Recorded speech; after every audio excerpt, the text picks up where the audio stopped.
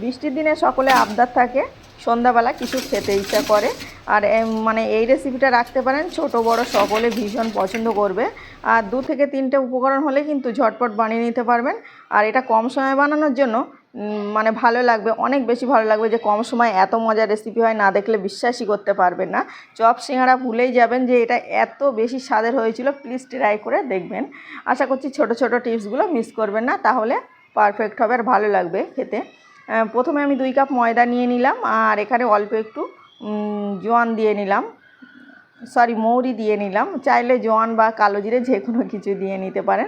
স্বাদ অনুযায়ী লবণ আর একটু সাদা তেল দিয়ে ভালোভাবে ময়াম দিয়ে নিচ্ছে। চাইলে এখানে ঘি দিয়ে নিতে পারেন, তবে আমি তেল দিয়ে দিয়েছি। একটু সময় ধরে ময়াম দিয়ে নিয়েছি, তাহলে কিন্তু এই নাস্তাটা খেতে অনেক বেশি ক্রিস্পি হবে। আর প্রথমে তো আওয়াজটা শুনেই বুঝতে পেরেছেন যে কতটা মুচমুচে হয়েছে।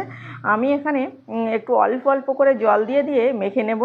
খুব বেশি নরম করে এই ডোটা মাখা যাবে না, একদম টাইট করে একটা ডো তৈরি করে নিতে হবে। আর ময়ামটা অবশ্যই ভালোভাবে দিয়ে নিতে হবে। তারপরে আমার এই ডোটা মাখা হয়ে গেছে। একটু এভাবে ভালোভাবে মেখে নেওয়ার পরে এখন কিছুক্ষণের জন্য রেস্টে রেখে দেবো। আর রেস্টে রেখে ততক্ষণ বাকি প্রসেসটা আমি রেডি করে নেব, তাহলে কিন্তু এটা কম সময় লাগবে। আর এখানে অল্প একটু সাদা তেল দিয়ে নিলাম, তারপরে হাফ পেঁয়াজ কুচি দিয়ে নিলাম, আর একটু চিলি ফ্লেক্স দিয়ে নিচ্ছি অল্প করে। লঙ্কার পরিমাণটা চাইলে বাড়িয়ে বা কমিয়ে নিতে পারেন, বাড়িয়ে নিলে হবে, আর ছোটোরা খেলে একটু কমিয়ে নিতে পারেন। এখানে 3-4 মতো রসুন মানে থেতো করে দিয়ে নিয়েছি। এখানে রসুনটা অবশ্যই অ্যাড করার চেষ্টা করবেন, তাহলে ভালো লাগবে। আর এখানে সিদ্ধ করে রেখেছিলাম 3টে ছোট ছোট সাইজের আলুটা হাত দিয়ে এভাবে ম্যাশ করে দিয়ে নিচ্ছি। আপনারা চাইলে আগে থেকে ম্যাশ করে নিতে পারেন।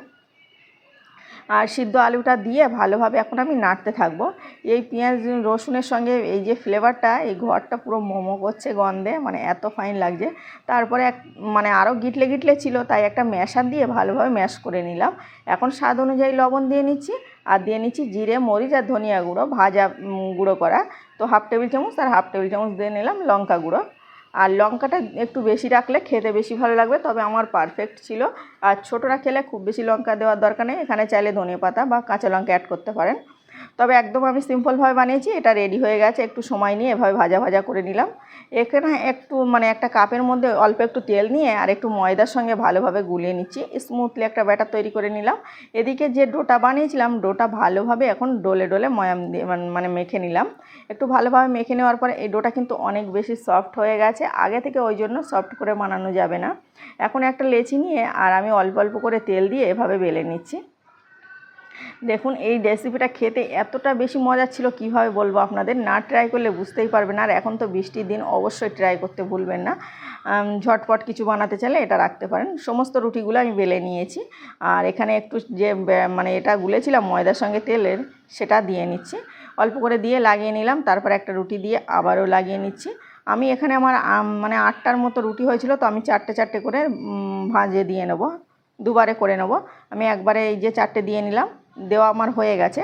এই দুটো এখন আর রেস্টে রাখা যাবে না, যেহেতু ময়দা মানে ভিতরে ময়দার তেলের কম্বিনেশনটা দেওয়া আছে, তো এখানে কিন্তু ডোটা অনেক বেশি সফট হয়ে গেছে, আরও যতটা সফট ছিল তার থেকেও বেশি হয়ে গেছে।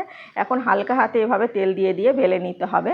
একটু যত ইচ্ছা বড় করে নিতে পারেন, যত বেশি পাতলা হবে এই রেসিপিটা খেতে তত বেশি টেস্টি হবে, আর ভিতরে ভাঁজটা অনেক বেশি বোঝা যাবে। এর জন্য দেখুন আমি প্রথমে ভালোভাবে বেলে নিয়েছি, এখন আমি একটা কাঁটা দিয়ে ভালোভাবে কেটে নিচ্ছি।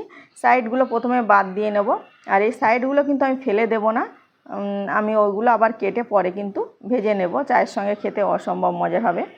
আর দেখুন এভাবে আমি 3টে করে কেটে নিয়েছি, মাঝে একটা কেটেছি, 6টা হয়ে গেল। সাইডগুলো আমি প্রতিটা সাইড বাদ দিয়ে নিলাম।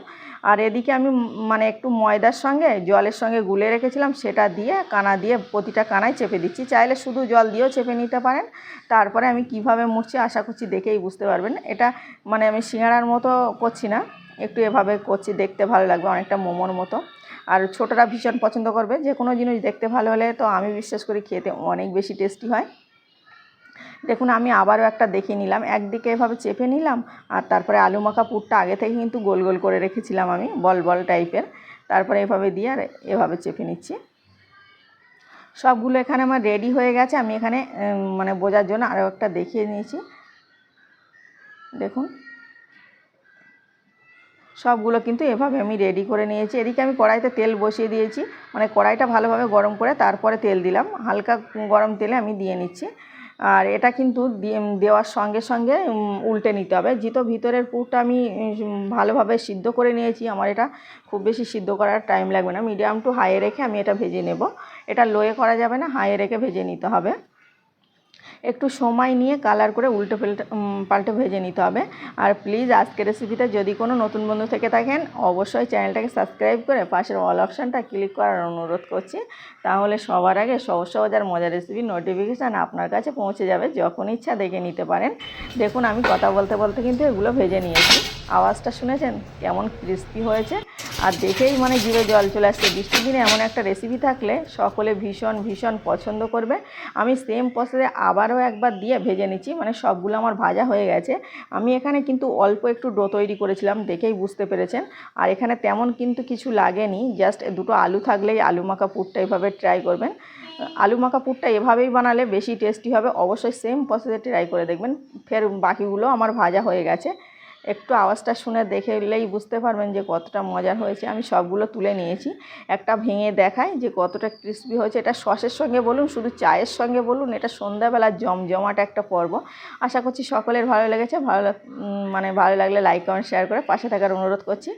আর প্লিজ এভাবে ট্রাই করে দেখবেন, ট্রাই করে আমাকে বলতে ভুলবেন না আজকের রেসিপিটা কেমন হয়েছে। আর প্লিজ লাইক করে আমাকে সাপোর্ট দিবেন। দেখুন আওয়াজটা শুনে বুঝতেই পারছেন।